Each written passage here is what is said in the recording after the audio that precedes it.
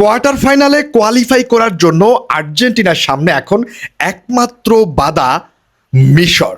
মিশরকে রুখে দিতে পারলেই, হারাতে পারলে আর্জেন্টিনা চলে যাবেন কোয়ার্টার ফাইনালে। দেখুন, এই ম্যাচে আর্জেন্টিনা কেমন পারফর্ম করতে পারে, আর্জেন্টিনার কাছ থেকে আমরা কেমন পারফর্ম চাই, আজকে পুরো ভিডিওতে আমরা এই বিষয়ের উপর কথা বলার ট্রাই করব। পাশাপাশি আমরা বলার ট্রাই করব আর্জেন্টিনা মিশরের বিপক্ষে কিছু চেঞ্জ আনতে চলেছে এবং ওই চেঞ্জগুলো আসলে কারা, আমরা সেই বিষয়ে আজকের এই ভিডিওতে কথা বলবো।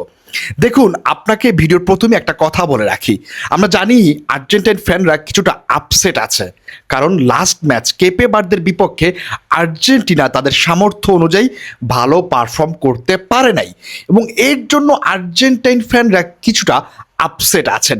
বাট এই আর্জেন্টিনা মিশরের বিপক্ষে ভিন্ন রকমের একটা ম্যাচ খেলবেন, এই আশ্বাস আমি আপনাকে দিতে পারি। দেখুন, কেপ বার্দের বিপক্ষে যে ম্যাচটা চ্যালেঞ্জিং হবে সেটা আমরা আগেই বুঝতে পেরেছিলাম, বাট এতটা যে চ্যালেঞ্জিং হবে এটা আমরা কল্পনাও করিনি। দেখুন, এই ওয়ার্ল্ড কাপে আর্জেন্টিনার জন্য একটা ধাক্কা প্রয়োজন ছিল, সেটা হোক ছোট কিংবা বড়, বাট এই ধাক্কাটা আমার কাছে মনে হয় আর্জেন্টিনার জন্য ভালো হয়েছে। তারা সতর্ক হয়েছে যে তাদের কোন জায়গাগুলোতে ল্যাকিং আছে, কোন জায়গাগুলোতে প্রবলেম আছে, এবং এই ম্যাচের মানে কেপ বার্দে ম্যাচের ভুলগুলো তারা শুধরে যেন পরবর্তী ম্যাচে ভালো একটা পারফর্ম করতে পারে সেই বিষয়টাতে তারা লক্ষ্য রাখবেন। সুতরাং আমার কাছে মনে হয় কেপ বার্দের ম্যাচটা এতটা বাজে হওয়ার জন্য আর্জেন্টিনার জন্যই ভালো হয়েছে মূলত। এবার আসুন আমরা মিশর ম্যাচে চলে যাই। দেখুন, মিশরের যে ম্যাচটি রয়েছে আর্জেন্টিনার সাথে, এই ম্যাচটিতে আমাদের জিততেই হবে, কারণ এখন থেকে ম্যাচ না জিতলে আপনাকে টুর্নামেন্ট থেকে বিদায় নিতে হবে। সো জিতা ছাড়া অন্য কোনো বিকল্প নেই। এবং লিওনেল মেসি একটা কথা বলেছেন লাস্ট ম্যাচের পরে, তিনি বলেছেন আমাদের লাস্ট ম্যাচের পারফর্মটা ভালো ছিল না, আমরা অনেকেই তাদের সেরা পারফর্ম করতে পারিনি, আমরা আমাদের সেরাটা দিতে পারিনি, বাট আমরা এই ম্যাচের ভুলগুলো কাজে লাগিয়ে পরবর্তী ম্যাচে ভালো করার ট্রাই করব। যখন দলের ক্যাপ্টেন এরকম কথা বলেন, তখন ওই ক্যাপ্টেনের শীর্ষ যারা আছেন তারা অবশ্যই এই ম্যাচটাতে, আপকামিং ম্যাচটাতে তাদের সর্বোচ্চটা দিয়ে খেলবেন, এই আশা অন্তত এই দলটার কাছ থেকে আমরা করতেই পারি। দেখুন, মিশরের বিপক্ষে বেশ কিছু প্লেয়ারের পরিবর্তন হতে পারে। লিওনেল স্ক্যালোনিও মাঝে মধ্যে ভুল করে বসেন এবং তিনি সেটাই করেছেন লাস্ট ম্যাচে। তার কিছু বিশ্বস্ত শীর্ষ লাস্ট ম্যাচে পারফর্ম করতে পারেনি, যেমনটা হচ্ছে লাউতারো মার্টিনেজ, যেমনটা হচ্ছে থিয়াগো আলমাদা, মেদিনা মোলিনা। এই প্লেয়ারগুলো তাদের সামর্থ্য অনুযায়ী ভালো পারফর্ম করতে পারেনি কেপ বার্দের বিপক্ষে। দেখুন, আর্জেন্টিনা কেপ বার্দের বিপক্ষে যে দুটি গোল কনসিড করেছে, দুইটা গোলই কিন্তু আমাদের ফুল ব্যাকের ভুলের জন্য হয়েছে। সেই জায়গা থেকে এটা আমাদের মানতে হবে, স্ক্যালোনি এখনও তাদের ফুল ব্যাককে বিশ্বকাপের মঞ্চে পারফর্ম করার জন্য তৈরি করতে পারেননি, এটা আমাদের মানতে হবে। এবং আসলে এই দুইটা ফুলব্যাক নিয়ে কিছু বলারও নেই, আসলে আমাদের এই দুইটা ফুলব্যাক ছাড়া ভালো কোনো ফুলব্যাকও নাই, সো আমাদের এদেরকে নিয়েই এগোতে হবে। বাট মিস্টেকটা যেন কমিয়ে আনা যায় সেটা করতে পারেন Scaloni. But Lautaro Martinez, Thiago আলমাদার লাস্ট ম্যাচের পারফর্মে আমরা কিন্তু কিছুটা হতাশ হয়েছি, বিশেষ করে লাউতারো মার্টিনেজের পারফর্ম। দেখুন, বিশ্বকাপ আসলে এই ছেলেটার কি হয় সেটা আল্লাহই ভালো জানেন। লাস্ট বিশ্বকাপ ইনজুরি নিয়ে খেলেছেন, ভালো পারফর্ম করতে পারেননি। এবারে বিশ্বকাপে ফিট হিসেবে এসেছেন, এবারে বিশ্বকাপে এসেও তিনি ভালো একটা পারফর্ম করতে পারছেন না। একটা গোল করেছেন, সেটা পেনাল্টি থেকে, ওপেন প্লে থেকে এখনো কোনো গোল করতে পারেননি।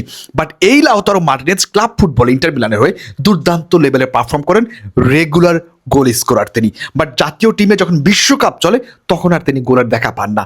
বাট যখন ক্লাব ফ্রেন্ডলি, তারপর হচ্ছে ওয়ার্ল্ড কাপ কোয়ালিফায়ার চলে, তখন আবার তিনি খুব সুন্দর সুন্দর গোল করতে পারেন।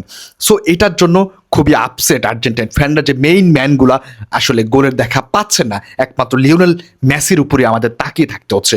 অন্যদিকে আলবারেজ যে টপ ফর্মে আছে সেটাও বলা চলে না। বাট নেক্সট ম্যাচ মিশরের ম্যাচে স্ক্যালোনি কিছু পরিবর্তন আনতে চলেছেন, এটা একদম স্পষ্ট বলা যায়। এখন সেই পরিবর্তনগুলো কারা আমি সেটাই বলছি। দেখুন, লাউতারো মার্টিনেজ তিনি তার স্টার্টিং 11-এর জায়গাটা হারিয়ে ফেলেছেন, এটা আপনি 100% কনফার্ম থাকতে পারেন। নেক্সট ম্যাচে হুলিয়ান আলভারেজ শুরু করবেন, এটা 100% কনফার্ম। বাট হুলিয়ান আলভারেজ যে লাউতারো মার্টিনেজের চাইতে ভালো ফর্মে আছেন এটাও কিন্তু বলা যাবে না। বাট হ্যাঁ, হুলিয়ান আলভারেজই শুরু করবেন।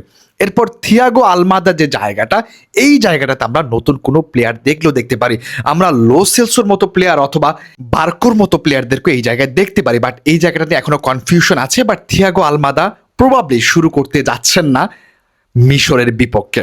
এবং আরও একটা জায়গায় পরিবর্তন হতে পারে, সেটা হচ্ছে আর্জেন্টিনার ডিফেন্সিভ মিডফিল্ডার যে রোলটা এই মুহূর্তে পালন করছেন অ্যালেক্সিস ম্যাকঅ্যালিস্টার, সেই জায়গাটাও পরিবর্তন হতে পারেন এমন একটি আন্দাজ কিন্তু করছেন আর্জেন্টাইন মিডিয়াগুলো। সেই জায়গাটাতে আমরা লিওনার্দো পারাদেসকে দেখতে পারি, এবং পারাদেস লাস্ট ম্যাচে যে কয় মিনিট সময় পেয়েছে তিনি যে দুর্দান্ত লেভেলে যে পারফর্ম করেছে এটা আসলে অবিশ্বাস্য।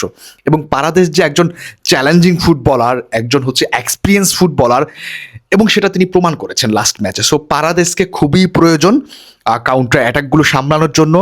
ডিফেন্সিভলি যে আমাদের ওয়ার্কগুলো আছে সেগুলো করার জন্য পারাদেসকে খুবই ইম্পর্টেন্ট এই দলে। সো পারাদেসকে যদি খেলাইতে হয় তাহলে একজন মিডফিল্ডারকে এই জায়গায় স্যাক্রিফাইস করতে হবে। সেই জায়গায় আমার কাছে মনে হচ্ছে যে অ্যালেক্সিস ম্যাকঅ্যালিস্টারকে স্যাক্রিফাইস করা লাগতে পারে, কিংবা স্টার্টিং 11-এ যে জায়গাটি সেটি ছেড়ে দেওয়া লাগতে পারে। বাদ বাকি যে রদ্রিগো দি পল আছেন, অ্যানজো ফার্নান্দেজ আছেন, তারা আসলে আমার কাছে মনে হয় না এই মুহূর্তে স্টার্টিং 11 ছাড়বেন, কারণ তারা প্রত্যেকটা ম্যাচে কিন্তু ভালো পারফর্ম করেছেন। সো উপরে আমরা মেসির সাথে আলভারেজকে দেখতে পারি, নিচে মিডফিল্ডে হচ্ছে আলমাদার জায়গায় আমরা বার্কো অথবা লো সেলসো টাইপ প্লেয়ার দেখতে পারি, কিংবা পালাসিওস টাইপেরও প্লেয়ার দেখতে পারি। এবং ব্যাক লাইনে যারা আছেন আমার কাছে মনে হয় যে তারাই শুরু করতে পারেন, কারণ এছাড়া আমাদের হাতের অপশন নেই। দুজন সেন্টার ব্যাক আছেন, তারা তাদের সেরা পারফর্ম করছেন। লিসান্দ্রো মার্টিনেজ এক কথায় ওয়াও, সাথে কুতিরুমেরও পারফরমেন্স করছেন, আরও আশা করি তার কাছ থেকে ভালো পারফর্ম। বাট মলিনা এবং হচ্ছে মেদিনাকে নিয়ে আমাদের একটু ভয় হয়, আসলে বড় টিমের অ্যাগেইনস্টে তারা আসলে কেমন করেন সেটা এখনো দেখার বাকি আছে। সো আশা করছি একটা ছোট্ট ধারণা পেয়েছেন আর্জেন্টিনার স্কোয়াডটা কেমন হতে পারে, মিশরের বিপক্ষে কোন প্লেয়ারগুলো পরিবর্তন হতে পারে। সো আমি আবারও একটা কথা বলতে চাই যে পিছনে যা হয়েছে সেটা নিয়ে ভাবার আর কোনো কারণ নেই। এখন আমাদের সামনের দিকে ভাবতে হবে, পরবর্তী ম্যাচ নিয়ে আমাদের ভাবনা চিন্তা থাকতে হবে, এবং পরবর্তী ম্যাচকেই টার্গেট করে আমাদেরকে মাঠে নামতে হবে। সো আশা করছি আপনারা বুঝতে পেরেছেন। সবাইকে অসংখ্য ধন্যবাদ। আল্লাহ হাফেজ, আসসালামু আলাইকুম।